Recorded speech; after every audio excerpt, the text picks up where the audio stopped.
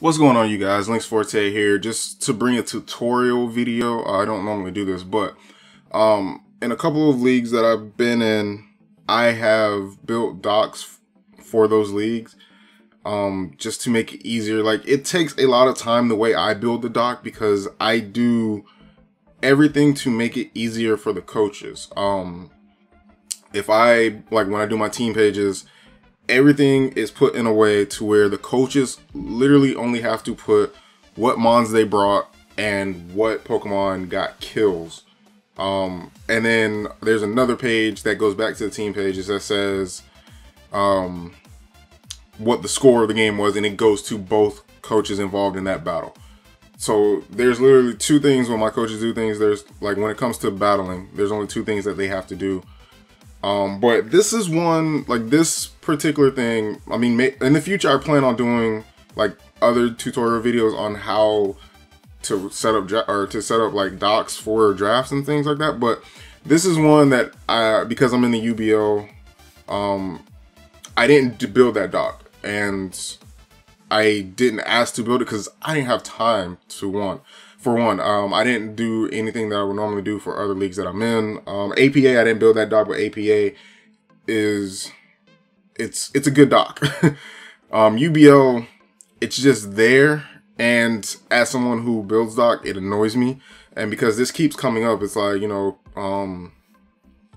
like the tier list page maybe not updated, or coaches not updating their pages, yada yada yada, what have you. And this is not just something that goes on in UBL. I know this goes on in other leagues as well, because I've been in other leagues where this has been a thing.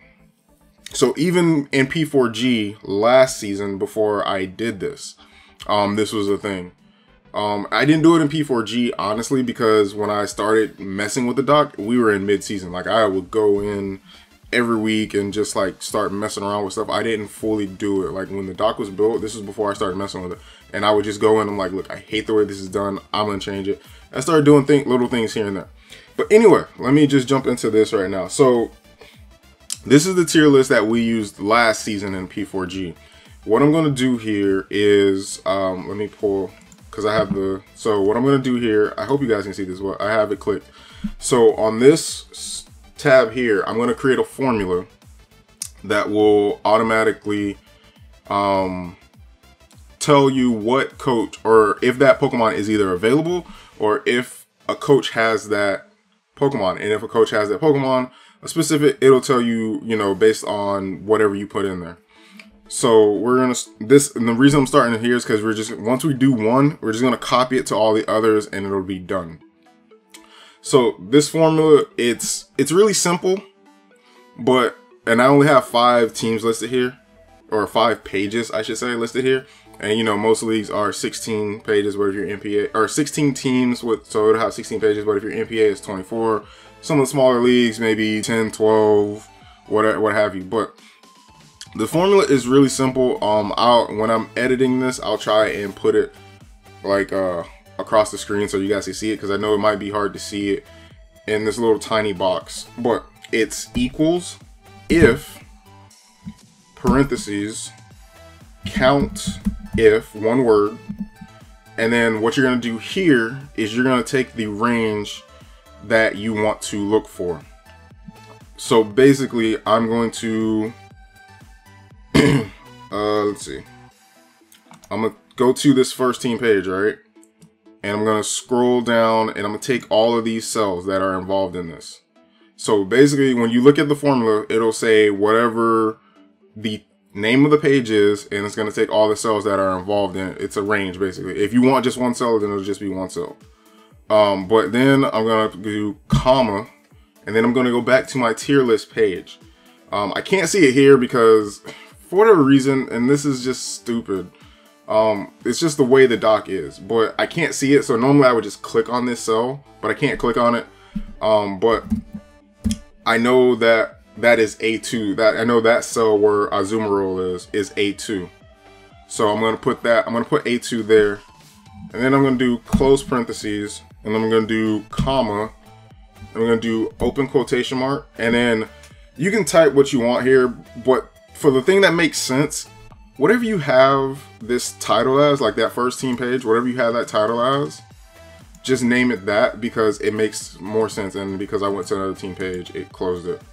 I'm gonna name this AAA because that's what I named the team page.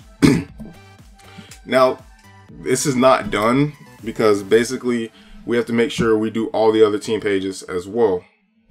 So you're gonna do, excuse me, you're gonna do comma, if, count if, and then basically you're just gonna do the same formula, except you're gonna change it. You could just take that entire count if part, and I'll do that next.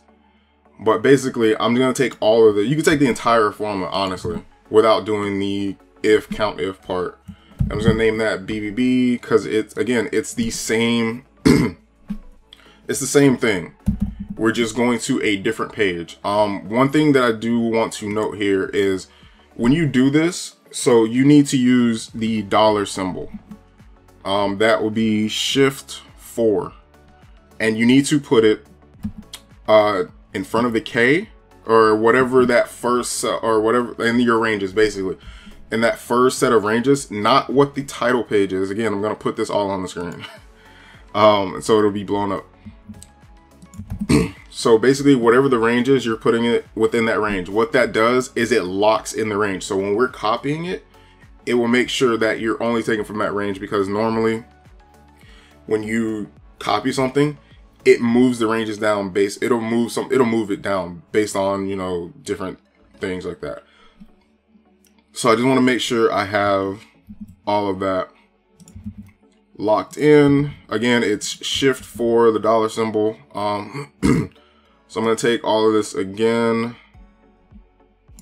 and I just want to make sure I have all of my pages.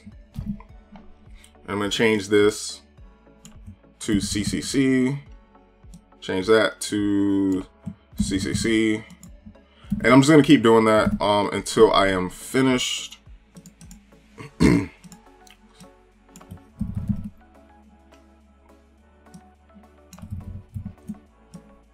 Alright, so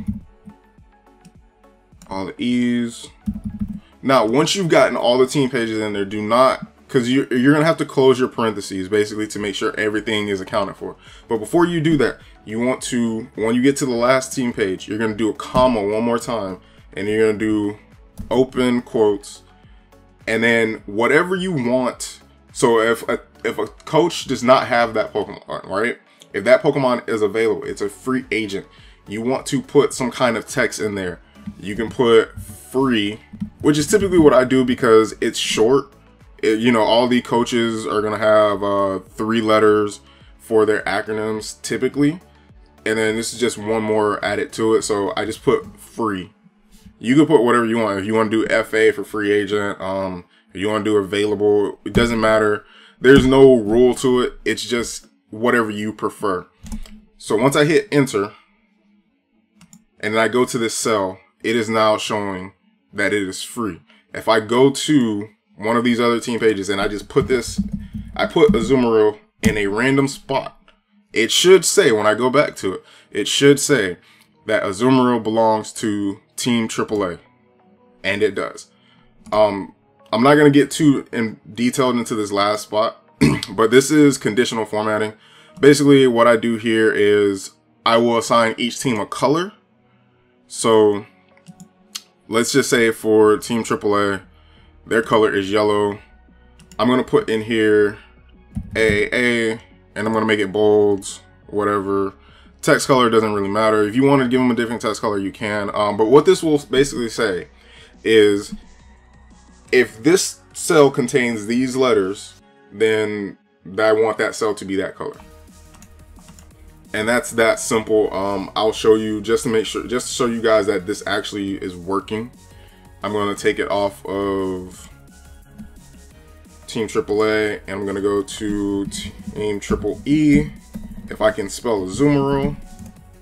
Now it should say Azumarill belongs to Team Triple E, which it does. So, you know, you guys can do that. Oh, and let me just show you, drag this down and see it automatically fills in this. It automatically fills in that it's free. I can go and put any one of these Pokemon onto one of these, into these slots, right? So let's just add Manaphy. Let's add Celesteela because I knew that was there. And then let's add, I think Superior was one I went to. You don't have a Pokemon. I don't know what else is there. I don't know what else is on that tier. But anyway, you guys will see DDD is there, EE is there, CCC is there, Manaphy, and then Superior is there. You see it works. I didn't do, like I said, I just wanted to do this quick video so everybody can see how simple it is. If I copy this, all I have to do is copy this out and I can bring it over to these other ones as well. So let me do that for you guys real quick. It takes the formula. It's as long as you do Control C and then Control V, it's taking the formula and it's just dropping it there. As you can see, it's not saying, oh, Azumarill, that's all it's doing is it's taking the formula and it's adjusting it based on where you have it. Again, just wanted to do that quick video. This is primarily for anyone who does draft leagues because this makes it so much easier to make sure a doc is 100% up to date as far as the tier list is concerned. So if you have a coach drop and you need to replace it and they need to make changes, they can easily go to this tier list and they don't have to go through the team pages. They don't need to ask, is the doc up to date? Yes, it's up to date because it's automated. Once you do the formulas, it is automated. One thing I will advise you to do is if you are the creator of the doc, lock this page, because that means no one but you should be able to touch it. I just clicked the wrong thing. I hope you guys didn't see that. So if you go down here next to the tier list and you click that down arrow and you go to protect sheet and you say set permissions, restrict who can edit this. You do not need to move this drop down unless you are not the owner of the doc. If you're the owner of the doc, you will automatically see only you. If you're not the owner of the doc, you will see you and owner of the doc, I believe. But all that can be changed. But whoever is the owner of the doc cannot be locked out. All you have to just click is done, and then it's locked. Anyone who does not fit that permission cannot touch this page. And I strongly advise you to do so because it just makes life easy. Anyway, I hope this helped you guys. If you have any further questions, feel free to leave a comment. I will try and answer all the questions I can. If you have me on Discord, you can send me a message on Discord. Maybe not Twitter because for whatever reason, my phone doesn't see Twitter messages and I don't get the notifications. But whatever. Anyway, thank you guys so much for watching. I hope this helped. This is Link's Forte, and I am out. Peace.